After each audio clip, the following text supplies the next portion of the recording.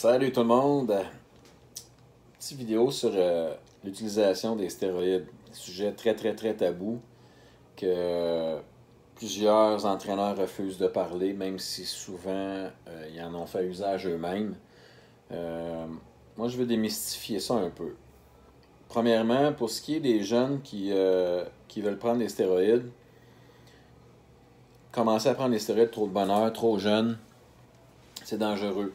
Fait que si tu écoutes ça, tu as 19-20 ans, puis tu penses commencer à prendre des stéroïdes, fais bien attention à ça parce que euh, quand tu arrives au début de l'âge adulte, si tu prends la testostérone, trop de testostérone, il y a des chances que ton système, une fois que tu vas arrêter, même si tu prends les drogues nécessaires pour repartir la production naturelle de testostérone, il y a des chances que la production ne reparte jamais comme avant. Même chose pour l'hormone de croissance. Donc, si tu as 19-20 ans, tu as tellement de temps devant toi pour aller chercher beaucoup de masse musculaire de façon naturelle. Je sais que c'est pas cool d'entendre ça parce que ça prend du temps, ça prend de l'énergie, mais ce que tu vas gagner là, il y a des fortes chances que si tu t'entraînes, tu n'arrêtes pas de t'entraîner, tu le perdras jamais. Donc, ce que tu pourrais aller chercher comme surplus une fois, si tu décides de prendre des stéroïdes, tu ne reviendras jamais en dessous de ce que tu as gagné quand tu étais naturel. Alors que le contraire, si tu commences trop tôt, tu commences à prendre des stéroïdes trop vite, quand tu vas arrêter d'en prendre, tu vas te retrouver pris pour prendre les thérapies hormonales, thérapie de testostérone, de remplacement de testostérone, probablement le restant de tes jours. Parce que sans ça, tu vas te retrouver en dessous de ta production naturelle que tu étais avant de commencer. Sans compter que ta tête, elle risque de tilter, là, ça risque de fucker un petit peu au deuxième étage si tu fais pas ça. Fait que c'est tellement un paquet de problèmes pour un trip que tu as quand tu es jeune qui est cool. J'avoue que c'est cool quand tu es all-in dans l'entraînement, dans le bodybuilding, c'est bien cool. Mais pense à ça, tu peux aller chercher beaucoup une fois que pendant que tu es naturel. Quand tu arrives autour de, je sais pas, 24-25 ans, là, il n'y a plus de danger que ça arrive. Si tu as, écoute, 18, 19, 20 ans, va pas là. C'est le meilleur conseil que je peux te donner. J'en ai vu des jeunes qui aujourd'hui sont obligés. Tu regardes les pros, là. Tu regardes les pros bodybuilders des années 90-2000, là. Je parle comme un vieux, mais j'ai pas forcément 20 ans non plus. Mais si tu regardes eux, là, ces gars-là qui étaient pros, là, puis qu'ils ont commencé à prendre les stéroïdes, ces gars-là, ils avaient 17, 18, 19, 20 ans. Et là-dessus, il n'y en a pas un qui n'est pas obligé de prendre la testostérone le restant de ses jours. Restant de ses jours. Puis ça, c'est pas forcément cool. Ça peut avoir l'air cool. Hey, c'est cool, je vais être big toute ma vie, mais c'est pas ça. Là. Ces gars-là sont plus big aujourd'hui. Là. Ils sont plus petits. Mais juste pour être normal, tu es obligé de prendre la testostérone. Fait que c'est quelque chose que je te conseille vraiment pas. Si tu es plus vieux, c'est une autre histoire. De ce côté-là, ce que je te dirais, c'est que faut, une fois que tu es rendu plus vieux, peut-être que tu es plus vieux justement, fais attention à ce que tu prends. Fais attention aux produits qui. Souvent, les newbies, là, les gars qui commencent, là, ils vont opter pour des stéroïdes en pilule. Parce que les stéroïdes en pilule, ça fait moins peur, ça fait moins junkie, ça fait moins psycho. Mais ils sont plus dangereux. Ils sont plus dangereux que les stéroïdes en injection. Ils vont affecter souvent ton foie, ils vont augmenter les enzymes au niveau de ton foie. Ça peut créer des problèmes de santé éventuels, même des cancers du foie.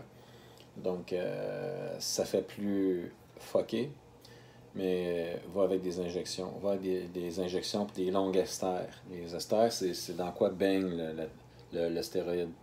Si tu en prends un produit qui se dégrade plus lentement dans ton système, ça va favoriser l'estrogène. Tu seras peut-être pas aussi tête, tu vas être un look un peu plus gonflé, mais pour aller chercher de la masse musculaire, c'est ce que tu as besoin. Tu ne veux pas couper ton estrogène pour aller chercher de la masse musculaire. Et ça aussi, ce que ça va faire, c'est que les produits qui provoquent une hausse d'estrogène, ça va protéger ton cholestérol, donc protéger ton cœur. Si tu veux aller chercher de la masse musculaire, tu as 25 ans, peut-être c'est pas une bonne idée de vouloir être bien cote, mais va chercher de la masse musculaire et après ça, tiens-toi en cote, même en te tenant sur la cote de façon naturelle après, sans prendre les stéroïdes qui peuvent être plus dommageables pour le cholestérol et ton foie. Avec la masse musculaire que tu as regagnée en prenant des produits gonflent un petit peu plus, qui te font faire un peu plus de rétention d'eau. Ça, c'est dû à l'estrogène qui est haut, mais ça protège ton cœur à cause du cholestérol qui est un peu plus. Le ratio HDL-LDL est meilleur. Donc, voilà pour ça.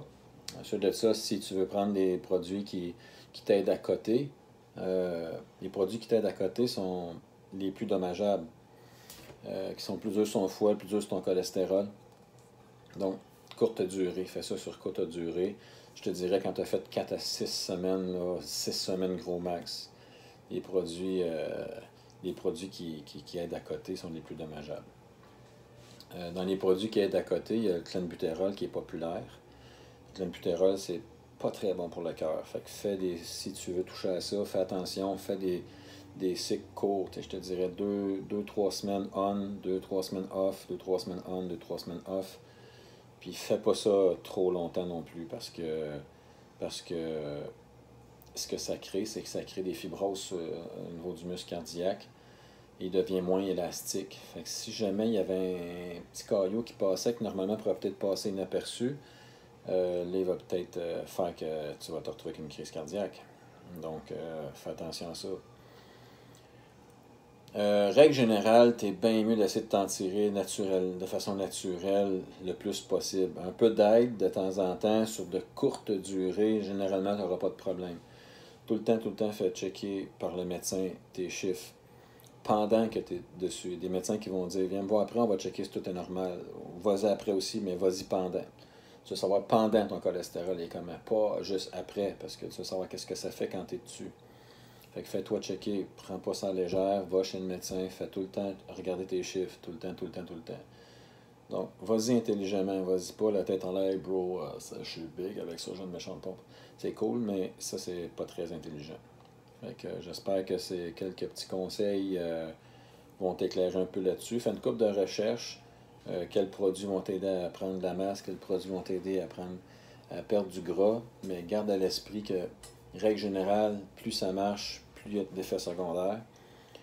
Plus un produit est là pour t'aider à perdre du gras, règle générale, plus dommageable il va être. Les pilules sont plus dommageables que les injections. Fait que oublie l'idée que tu es plus junkie si tu prends les injections puis que tu veux pas être trop capoté. Ça, c'est pire si tu prends des pilules. Fait que vas-y avec des injections. Si tu n'as pas des injections, mais là, tu as un plus gros problème. Fait qu'on se reparle bientôt. Salut.